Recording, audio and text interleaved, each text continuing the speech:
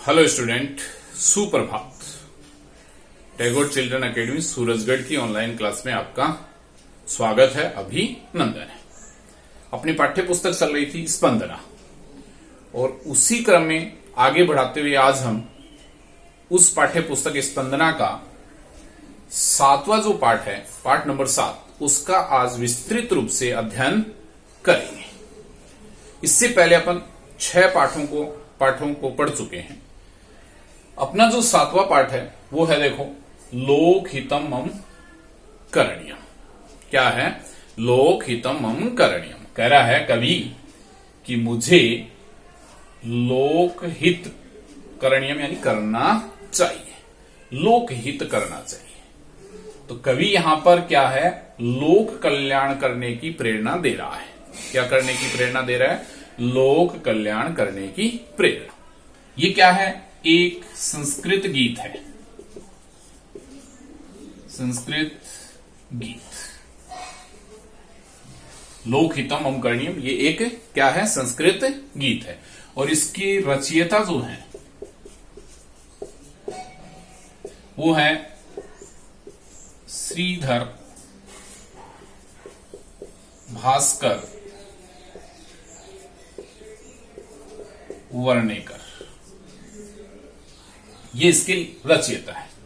इनके द्वारा ये संस्कृत गीत लिखा गया है। किसके लिए? बालकों को संस्कृत के प्रति आकर्षित करने के लिए जो है उन्होंने एक संस्कृत गीत लिखा, जिसमें बालकों में, छात्रों में जो संस्कृत के प्रति, अध्ययन के प्रति रुचि बढ़े।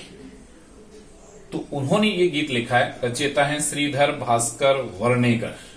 संस्कृत ये एक गीत है। इसमें कह रहा है कि मुझे लोक कल्याण करना चाहिए।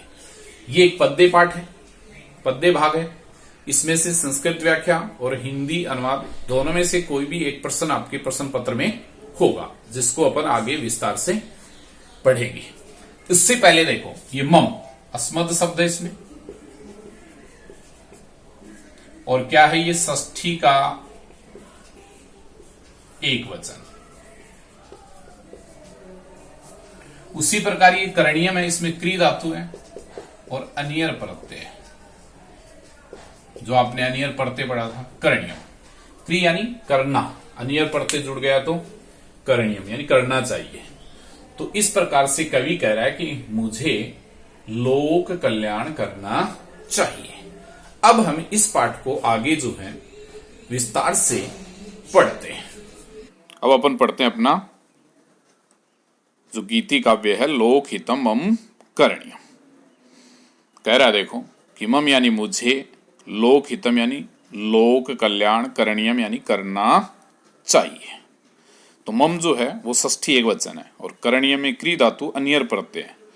तो कह रहा है देखो कि मुझे लोक कल्याण करना चाहिए। लोक हितम, हित होता है कल्याण, लोक हितम, लोक यानी संसार के लोगों का कल्याण करना चाहिए। तो मुझे लोक हितम कल्याण, मुझे लोक कल्याण करना चाहिए। इसमें अपना जो पहला पद्य है वो कह रहा है, देखो, कवि कह रहा है इसके माध्यम से कि मन से, वचन से हमेशा जो है लोक कल्याण करना चाहिए। तो कवि कह रहा है देखो कि मनसा सततम स्मरणीयम, वत्सा सततम वदनीयम, लोक हितम मम करणीयम। तो कवि कह रहा है कि मुझे या हमें, मनसा यानी मन से, सततम यानी हमेशा, तो मुझे मन से या मन के द्वारा, तो मुझे मन के द्वारा हमेशा स्मरणीयम, स्मरण करना चाहिए। तो मुझे मन के द्वारा हमेशा स्मरण करना चाहिए। वत्सा सततम वदनीयम, वत्सा यानी वाणी से, सततम यानी निरंतर या हमेशा, वदनीयम बोलना चाहिए। तो वाणी से निरंतर बोलना चाहिए। लोक हितम करणीयम, और लोक कल्याण करना चाहिए। तो क्या कह रहा है कवि? देखो, तो कवि कहता है कि मुझे मन के द्वारा हमेशा स्मरण करना चाहिए, वाणी से निरंतर बोलना चाहिए और लोक कल्याण करना चाहिए। प्रथम पद्य का अर्थ ये होगा। दूसरा जो पद्य है उसमें कह रहा देखो कवि कि भौतिकता को छोड़कर दिन रात लोक कल्याण करने की प्रेरणा दी है। क्या करके? भौतिकता को, यानी भौतिकता जो होती है ना, उसको छोड़ करके दिन रात लोक कल्याण करने की यहाँ पे कवि जो है वो प्रेरणा कर रहा है। अब यहाँ इस तो कह रहा है देखो दूसरे पद्य में कि न भोग भवने रमणीयम न च सुख सैने सैन्यम अहर्निशम जागरणीयम लोकहितमम करणीयम। तो कवि कहता है कि मुझे भोग भवने यानी भौतिकता को छोड़कर, यानी भौतिकता में न रमणीयम यानी रमण नहीं करना चाहिए। तो मुझे भौतिकता में यानी भौतिक संसार में रमण नहीं करना चाहिए।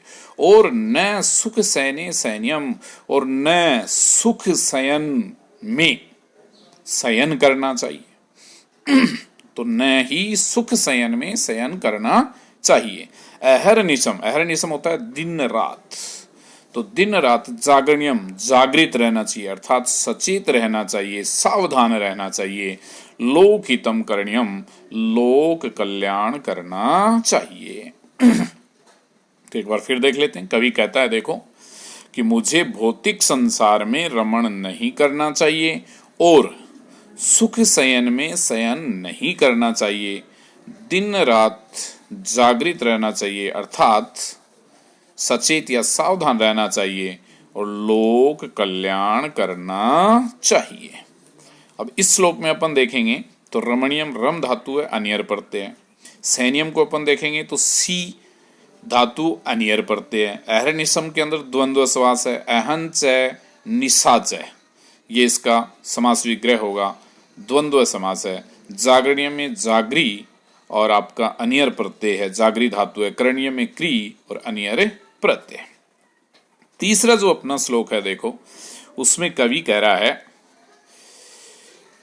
कि अपने दुखों को और सुखों का मनन न करके निरंतर लोक कल्याण करना चाहिए। तो कह रहा है कवि देखो क्या कह रहा है, न जातु दुखम गणनीयम न च निज सौख्यम मननीयम कार्य क्षेत्रे तवर्णीयम लोक हितमम करणीयम। तो कवि कह रहा है देखो कि जातु यानी मम यानी मुझे, जातु यानी कभी भी, दुखम यानी दुखों की, गणनीयम गणना नहीं करनी चाहिए। फिर कह रहा है न च निज सौख्यम मननीयम, और निज यानी अपने सुखों का मनन नहीं करना चाहिए और अपने सुखों का मनन भी नहीं करना चाहिए। कार्य क्षेत्रे त्वरणीयम, कार्य क्षेत्र में, त्वरणीयम यानी शीघ्रता करनी चाहिए, कार्य क्षेत्र में शीघ्रता करनी चाहिए। और लोक हितम करणीयम, लोक कल्याण करना चाहिए। तो कह रहा है कवि देखो कि मुझे कभी भी दुखों की गणना नहीं करनी चाहिए और अपने सुखों का भी मनन नहीं करना चाहिए। कार्य क्षेत्र में शीघ्रता करनी चाहिए और लोक कल्याण करना चाहिए। अब यहाँ पे गणनीयम है, गण धातु है, अनियर प्रत्यय है। मननियम में मन धातु है, अनियर प्रत्यय है। करणीय में आपकी है आपकी धातु। आगे देखते हैं।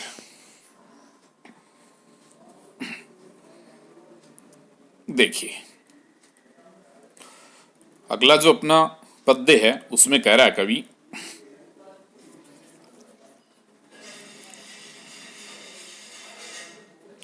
कि दुखों, कष्टों और विपत्तियों से विचलित न होकर हमेशा जो है वो लोक कल्याण करने की प्रेरणा दी गई है। तो कह रहा है कवि देखो, कवि कहता है दुख सागरे तरणीयम कष्ट पर्वते चरणीयम विपत्ति विपन्ने भरवणीयम लोक हितमम करणीयम। तो कवि कह रहा है देखो कि दुख सागरे यानी दुख रूपी सागर में या समुद्र में तरणीयम तैरना चाहिए। कष्ट पर्वते, कष्ट रूपी पर्वत पर चरणियम चलना चाहिए, संचरण करना चाहिए, भ्रमण करना चाहिए। तो कष्ट रूपी पर्वत पर क्या करना चाहिए, या कष्ट रूपी पर्वत पर भ्रमण, चरणियम यानी चरण, चलना चाहिए, विचरण करना चाहिए। विपत्ति विपन्ने भ्रमणियम, और कह रहा है विपत्ति रूपी वन में भ्रमण करना चाहिए।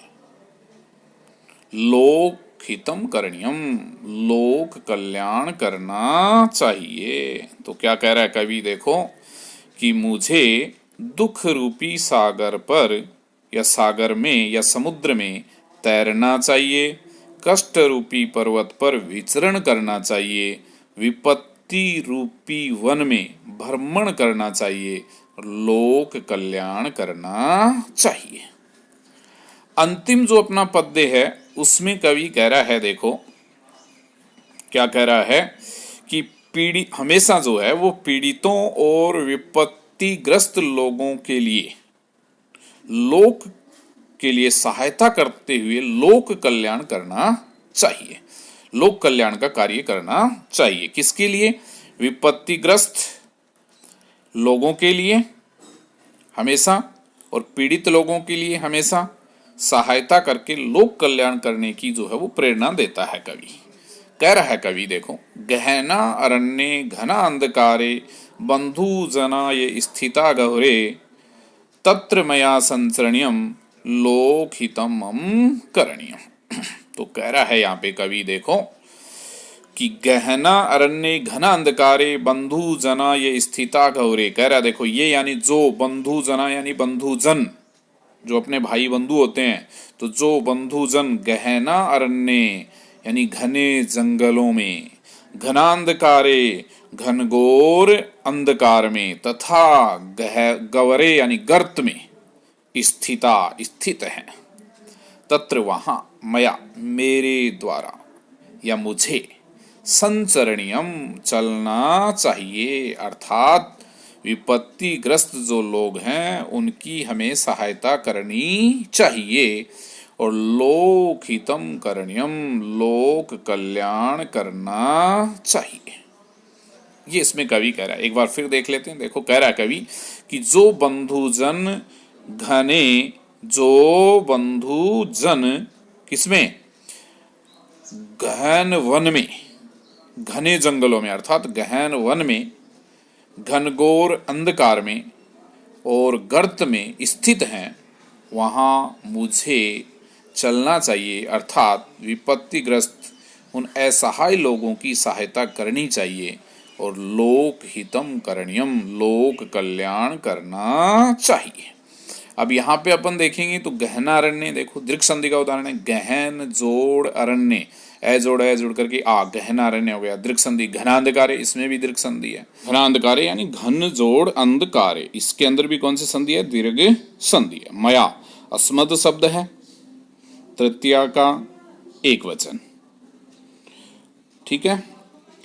और फिर संचरणीयम, इसको अपन करेंगे तो सम उपसर्ग है, जोड़ चर धातु है, जोड़ अनियर प्रत्यय है।